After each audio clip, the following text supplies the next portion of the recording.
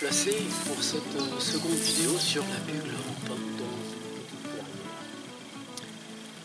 Je suis dans un bois là et je me suis intéressé justement aux bugles qui poussaient ici. C'est une partie qui est assez humide et les bugles poussent en quantité assez importante. Et ce qui est intéressant de remarquer dans ce cas-là, parce que vous voyez que l'herbe ici n'est pas coupée, c'est que la bugle, pour pouvoir être pollinisée par les abeilles et par d'autres insectes, est obligée de grandir beaucoup plus que dans les pelouses où nous la rencontrons le plus fréquemment. Alors ici, dans ces bois, c'est pareil, les bugles sont beaucoup plus hautes en dimension. Ici, elles atteignent tout de suite, très rapidement, les 15 cm de hauteur, un petit peu plus, guère plus. Ce sont surtout les stolons qui sont longs, qui sont relativement étendus. Dans cette deuxième vidéo sur la bugle rampante, nous allons donc aujourd'hui voir d'un petit peu plus près des images de cette plante. Vous verrez qu'elle est vraiment magnifique, surtout ses fleurs, vous allez voir. Et nous allons en deuxième partie pouvoir utiliser celle-ci de deux façons différentes, de manière tout à fait simple et accessible à tous. Allez, je vous laisse regarder la vidéo. Les bugles rampantes sont des petites plantes sauvages qui pointent leur nez à partir du mois d'avril. Pendant près de 2 mois, elles vont fleurir et se répandre dans les clairières, les pelouses, les bords de chemin, mais aussi dans les petits bois dans lesquels l'humidité et la fraîcheur vont leur permettre de se développer. La plante est une vivace. Elle appartient au genre Ajuga. Elle forme des épis qui peuvent monter à près de 15 cm de hauteur, voire un petit peu plus. Bien qu'étant classée dans la famille de la lavande, cette plante n'a pratiquement pas d'odeur. Ses fleurs bleutées poussent en couronne sur des étages successifs. La bugle rampante a besoin d'une terre humide. C'est ainsi qu'elle arrive à se développer parmi les autres végétaux, souvent bien plus grands qu'elle, mais qui lui permettent d'avoir de l'ombre. Ses feuilles sont ovales. Elles poussent l'une en face de l'autre et enveloppent la tige. Chaque étage de feuilles pousse perpendiculairement à celles qui les ont précédées. Celles-ci sont portées sur une tige de section carrée, creuse. Lorsqu'on la regarde de plus près, on s'aperçoit qu'elle est parsemée de petits poils qui vont en augmentant plus on monte en haut de la plante.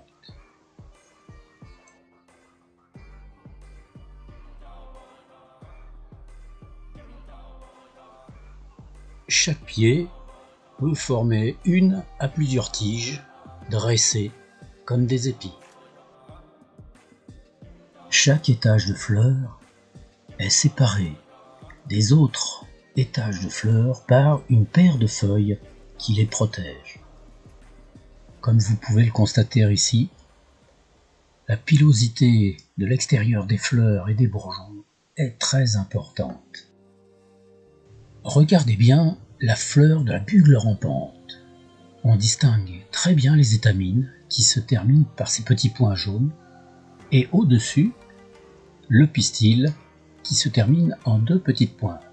Les pétales du bas sont très importantes et prêtes à recevoir les insectes pollinisateurs, mais la pétale du haut est pratiquement inexistante. Cette facilité à accueillir les insectes fait de la bugle rampante une plante très mellifère qui attire vraiment beaucoup les abeilles.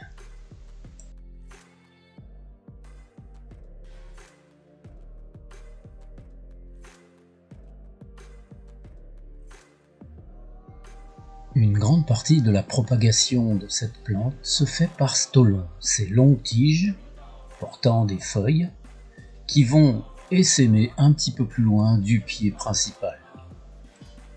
Cette façon de se déplacer et de se propager la rend presque autonome dans sa reproduction, puisqu'elle ne nécessite aucune intervention extérieure.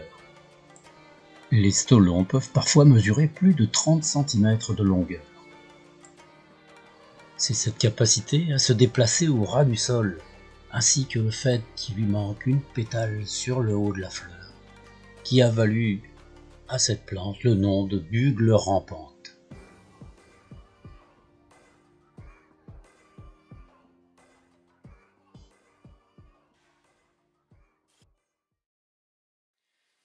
Pour faire ce baume réparateur des coupures, des plaies, il vous aura fallu d'abord ramasser quelques plantes. Alors vous prenez la plante entière, les feuilles et les fleurs. Si vous n'avez que des feuilles, ça n'est pas grave, ça marche avec les feuilles aussi simplement. Donc vous les coupez en petits bouts au fond d'un mortier et vous allez ensuite utiliser un corps gras. Alors je vous ai montré qu'on pouvait par exemple utiliser de l'avocat, qu'on pouvait utiliser de l'huile de coco qui avait l'avantage de figer à température ambiante et dès qu'elle était légèrement réchauffée, qui devenait liquide. Là, je prends une huile d'olive toute simple parce que c'est ce qu'il y a de plus courant et c'est quelque chose donc qui est très facile à faire. Donc vous allez mettre de l'huile d'olive, là c'était un petit reste que j'avais, de l'huile d'olive dans votre mortier et avec le pilon vous allez aplatir tout ça. Mettez pas trop d'huile surtout parce que c'est pas la peine d'en mettre de trop, sinon ça va diluer les propriétés de la plante. La plante a des propriétés astringentes en l'occurrence qui pourraient être utilisées autrement d'ailleurs, mais nous n'allons pas voir toutes ces propriétés. Donc là, ce qui sera intéressant, c'est d'utiliser cette plante par exemple en trek, si toutefois on en trouve là où on se trouve, mais à partir du moment où on traverse parfois des petites clairières, des choses comme ça, c'est une plante qui est très très courante quand même, surtout dans les milieux légèrement humides. Donc bien aplatir l'ensemble.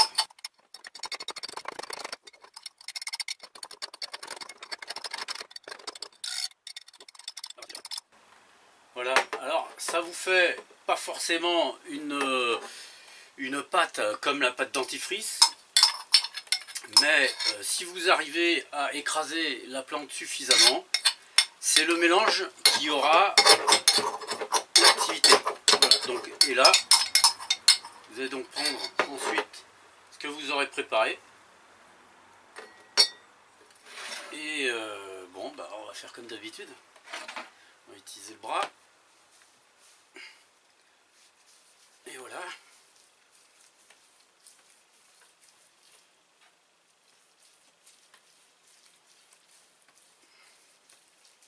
Vous pouvez, si vous avez par exemple une coupure, prendre les morceaux et les mettre directement dessus comme ça. Et ensuite faire un bandage. Voilà. Si la coupure est importante, c'est d'ailleurs ce qui sera le mieux à faire, c'est d'utiliser un tissu, quel qu'il soit, vous le coupez dans un t-shirt, dans n'importe quoi, vous mettez la plante directement comme ça, et ensuite avec le bandage, vous ficelez l'ensemble, vous remettez de l'huile dessus, et ça servira d'emplâtre qui permettra la reconstruction de cette coupure. Voilà. Si vous voulez, si vous avez peur un petit peu de l'infection, si vous trouvez un petit peu de romarin par terre, du romarin, je vais dire plutôt du thym, si vous trouvez du thym par terre, ou du serpolet, de la marjolaine, vous le prenez, vous le pilez un petit peu avec et vous le mettez, c'est un anti-infectieux. Voilà, donc c'est pas bien compliqué, voilà.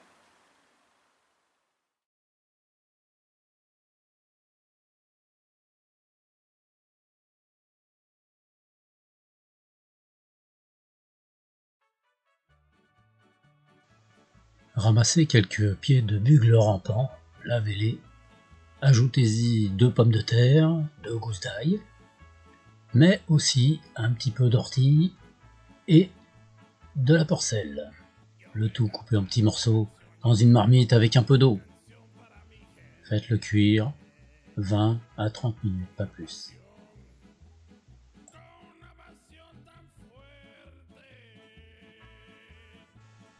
Après avoir vidé l'eau de cuisson que vous pourrez conserver et utiliser éventuellement, passez l'ensemble au moulin à légumes.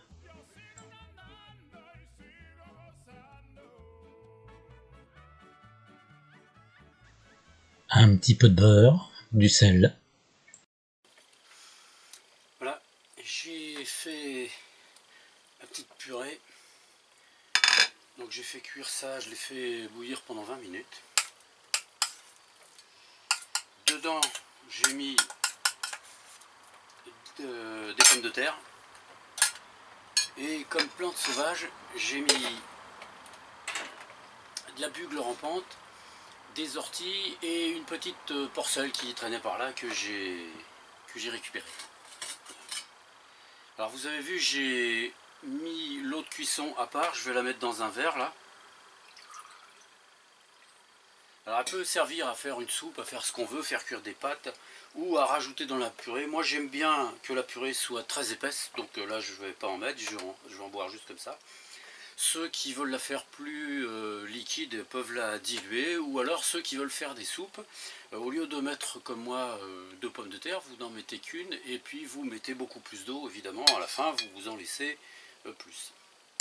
Voilà. Le passage le plus agréable. Ah oui, c'est pas souvent, cette fois-ci j'ai rajouté 2 gousses d'ail, et j'ai mis un peu de beurre.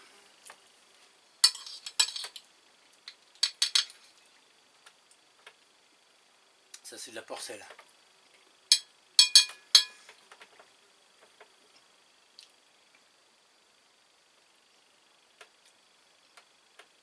Alors je vous avais dit que cru, la bugle rampante était assez amère. Lorsqu'on l'a fait cuire, sincèrement, il reste très peu d'amertume. Hein. Moi je ne rajoute pas beaucoup d'autres choses avec les plantes sauvages quand je les cuisine, mais si vous rajoutez, je sais pas, un petit peu de tomate, ça pourrait bien faire l'affaire avec, un petit peu de tomate, un petit peu de ceci, un petit peu de cela, vous sentirez absolument plus rien. Et puis pour ceux qui veulent l'acclimater avec du poisson, avec de la viande éventuellement, ou quoi que ce soit, à ce moment-là, vous ne le sentirez pas du tout. Hein.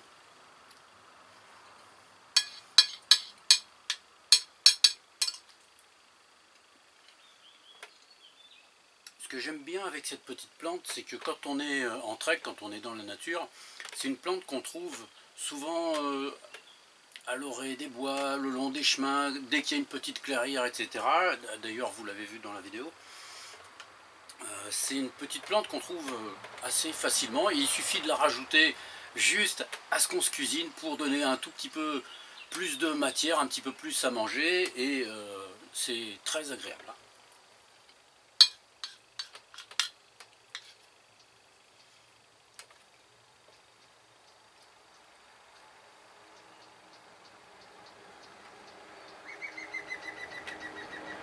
Alors l'eau de cuisson, évidemment, comme moi, vous n'êtes pas obligé de la boire, je la bois, mais si vous n'aimez pas trop l'amertume, ça sera peut-être un petit peu délicat. Elle n'est pas très amère, elle y est un petit peu, mais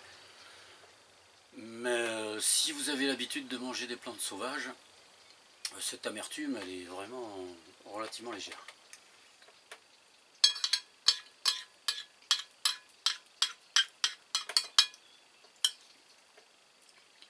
Ben, j'espère que ceux qui voudront faire l'essai seront satisfaits.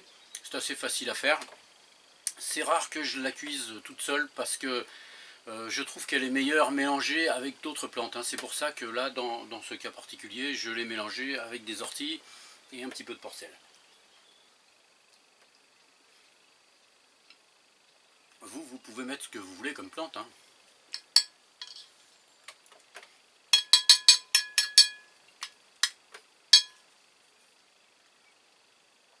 Au niveau du goût, c'est mélangé. Donc il y a un petit goût de chou qui est derrière, un petit goût de haricot. Et puis le goût des orties qui vient derrière conforter un peu.